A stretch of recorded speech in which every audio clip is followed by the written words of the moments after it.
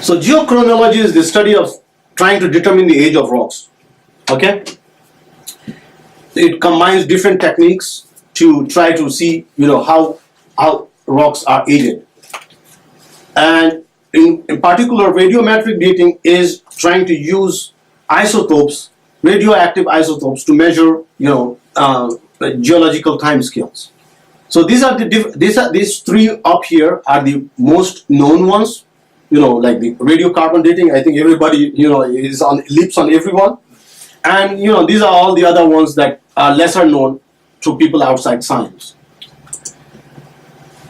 These are all different techniques. What are the basic assumptions of radiometric dating? The assumption one is conditions are time zero. They are assuming when the rock is formed, right? There's a certain condition in which the rock is formed. You have to assume that. You have to assume that the radionuclides, right, the isotopes, they are logged in a specific ratio at that time, right? If you don't assume that, how you can build your case? Number two, there's no contamination afterwards. That means if there was, let's say, carbon, this rock was logged in here, there was no carbon leaking into the system after the formation of this rock.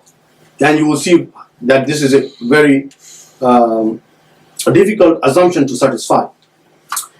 Constant decay, that means the decay of the carbon out of the system is at a constant rate. Again, a difficult assumption to justify. So these are some calculations and equations that have come about with radiocarbon dating, but we found out that this matter is not very simple as that, because radiocarbon actually has different reservoirs and gets into the system at different rates and different times. So then they came up with more elegant equations, and these are the 4 types of problems that have been. Oh, I quickly went to that one. So these are the 4 different types of problems that can be associated with this method. And I'll give you one concrete example where this method has gone wrong. Just one quick example, just one. Okay? Remember, in science, you cannot prove the theory with all the experiments, but you can disprove the theory with just one single experiment. Here you see this is called a extinct creature, and it was thought that it went extinct 350,000 years ago. A recent reanalysis had significantly, I highlighted these things, moved up the time and has made some serious adjustments. And what is this serious adjustment? It is now only 29,000 years ago that it went extinct. So what is the difference between these two? Can anyone do a rough math and tell me? That's 320 years of difference.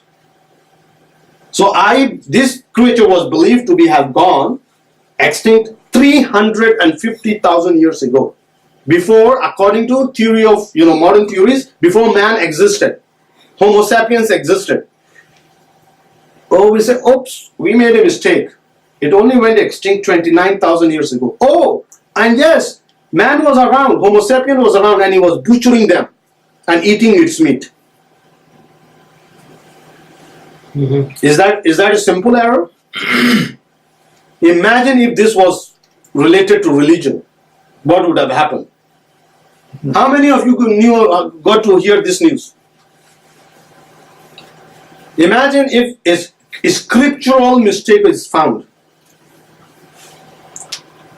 I don't think 15 seconds nowadays WhatsApp will drive Noman Ali Khan, before even the day was over. The whole freaking whole world knew about this thing. Huh? You believe? And this actually came out in 2016, by the way. So just imagine this thing. So one of the principles on which modern science rests, and forgive me if I make this comparison. Just like in Islam, Tawheed